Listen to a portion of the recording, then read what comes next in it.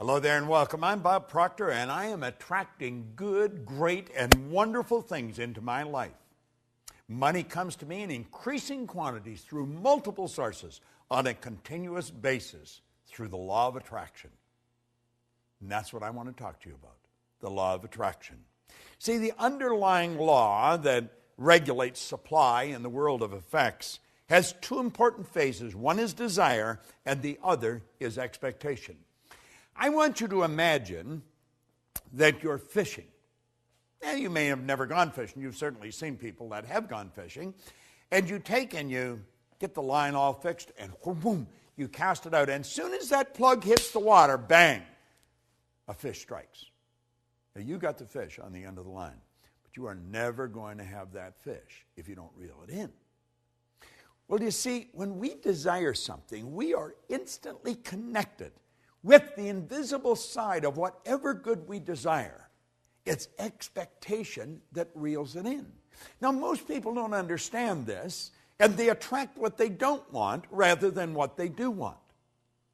I remember years and years ago, I got a bumper sticker that said, "Expect a miracle." And I kept looking at that bumper sticker, and I kept looking at it, and I got to the point where I was expecting something so good to happen in my life that I wouldn't be able to explain it.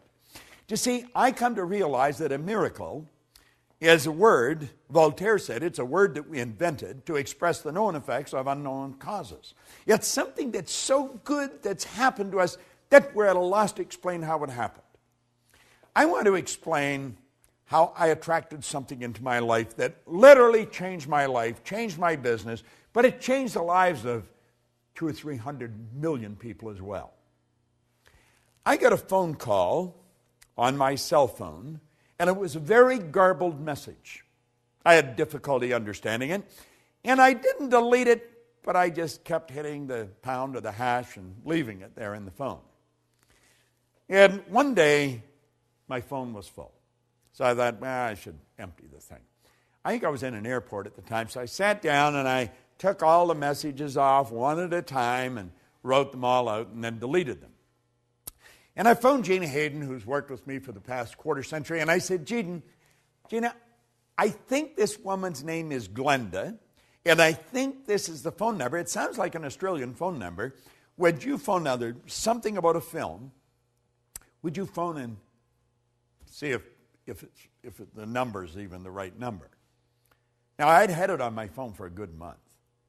And so at any rate, a couple of days later, or maybe even later that day, I've forgotten now, and I'm talking to Gina, and she said, well, that was the right message. Her name was Glenda, and you had the right phone number, and there's a film crew in from Australia, and they're shooting this film, and they really wanted you in it. But they haven't been able to reach you, and they're shooting in Aspen all weekend, and they're going back to Australia first of the week. And Gina said, isn't that strange? Bob's doing a seminar this week in Aspen. Now, I hadn't been in Aspen for a couple of years. And I check into my hotel. I just went next door where they were shooting the film. And the film, of course, was The Secret.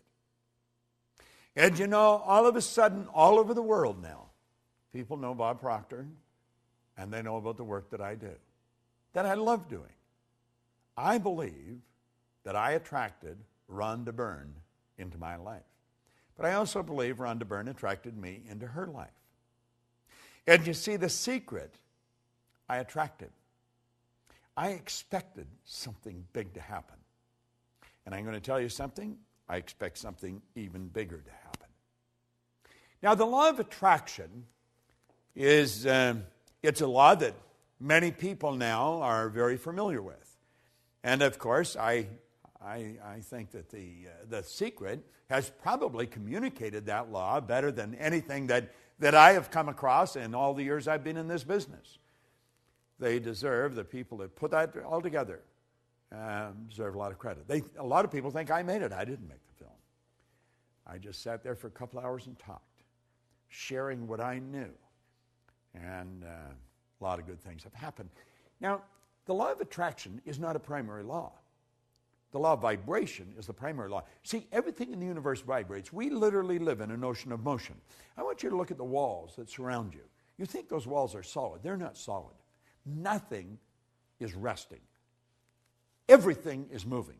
A body in a coffin is moving. Now, you may think that I'm sniffing something, but I'm really not. If you go into a funeral home and pick up the remains and look at it through a microscope, you will see particles of energy dancing right before your eyes. Now, if it wasn't moving, how would it ever change to dust? Well, you see, you and I have a brain. And our brain is an electronic switching station. And our thoughts activate brain cells and control the vibration we're in. And the vibration we're in controls what we attract into our life. Now, this law of attraction is a phenomenal law. And I think the law of attraction, as it's brought out in this series, it's very well done. And I would encourage you to study into it in some depth. Because everything that comes into your life, you attract into your life. Now, you may be saying, does that mean that I have a cold, that I sat and thought I'm going to get a cold? No, it doesn't mean that at all. But you did attract the cold. You see, I don't think you sit and think I'm going to attract a cold. I think you put yourself in a very confused vibration. There's a law of gender. It decrees that all seeds have a gestation and incubation period. And after about 30, 45 days of going through that indecision, that confused state, you have a cold. That's what the cold is. It's just the expression of all the confusion. Anyway, we do attract everything into our life. Now, for many, many years, I had a terrible time with money, as most people do. And I was forever letting my outside world control my thinking. So my outside world was dictating what I was going to attract. Now, I didn't have any money. I had debt, and I'm thinking debt, I attract debt. If your goal is to get out of debt, you're going to stay in debt forever. Because whatever you think of, you attract. And you'll say, but I was thinking of getting out of debt. I don't care if it's get out or get in. You've got to start seeing what you want. In a previous lesson, we pointed out that you don't work on cold if you're cold. You work on heat. See, cold is the absence of heat. So you work at creating heat. Well, if you want good in your life, quit trying to change the bad. Quit trying to get rid of the bad. Let it go. Let the dead bury the dead. Let it be part of the past. Start to see the good that you desire. Visualize it. See it as present in your mind. The second you've got the idea in your mind, you've got it intellectually. The second you internalize it, you've got it emotionally. And then it's only a period of time until you attract it physically. Attraction's a very powerful process. We are all magnetic creatures. We're all a mass of energy. Everything in this universe works on the law of attraction. You go into some restaurants, and they're always busy. The energy is good in those restaurants. You go into others, there's hardly anybody there. Isn't that strange? You go into a clothes store, and you may be the only person there outside of the person that's running it. You go into others, and there's people coming and they're going all the time.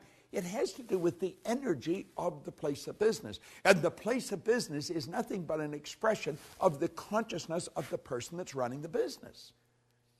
When we start to understand this, when we start to understand that we literally attract everything into our life, and it's our thoughts that are controlling what we attract, our whole world's going to change. You see, nature does not deprive us of any good or desired thing.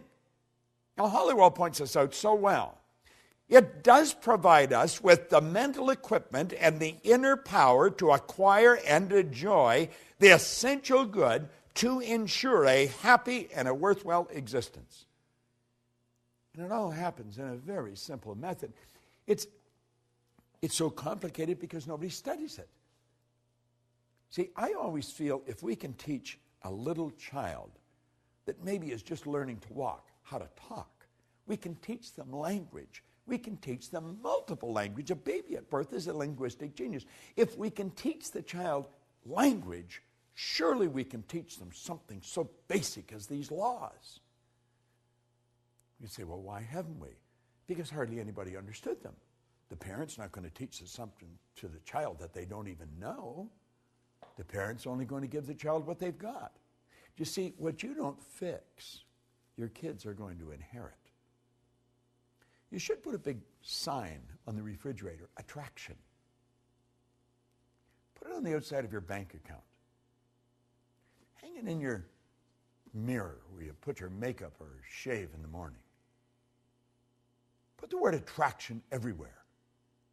And start to realize whatever you want, you'll begin to attract. That is an absolute law. This isn't just my idea. It is an idea that I've fallen in love with. And I want to recommend you fall in love with it. Study these laws every day. Now keep in mind, this video series is just an overview of these laws. Get into it in depth. Get the script. Study the script. You'd be so glad you did. This is Bob Proctor. Thank you.